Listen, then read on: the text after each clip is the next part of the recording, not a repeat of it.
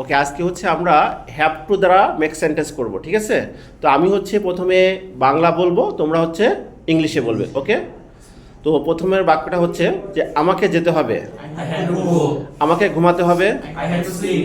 আমাকে খেতে হবে, I had to eat. আমাকে দৌড়াতে হবে, I had to run. আমাকে হাঁটতে হবে, I had to walk. আমাকে শিখতে হবে, I had to learn. আমাকে সাক্ষাৎ করতে হবে, I had to meet. আমাকে ত্যাগ করতে হবে, I had to leave. আমাকে পরিশোধ করতে হবে, I had to pay. আমাকে পড়তে হবে, I had to read.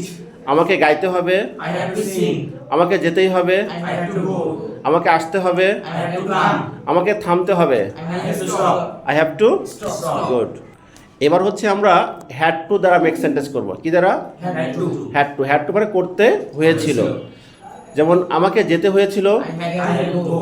আমাকে খেতে হয়েছিল, I had to eat. আমাকে ঘুমাতে হয়েছিল, I had to sleep. আমাকে দৌড়াতে হয়েছিল, I had to run. আমাকে সাক্ষাৎ করতে হয়েছিল, I had to meet. I had to meet, আমাকে সাক্ষাৎ করতে হয়েছিল, I had to meet. আমাকে ত্যাগ করতে হয়েছিল, I had to leave. আমাকে শিখতে হয়েছিল, I had to learn. আমাকে খেতেই হয়েছিল, I had to eat. আমাকে পড়তে হয়েছিল, I had to read. আমাকে পাস করতে হয়েছিল, I had to pass.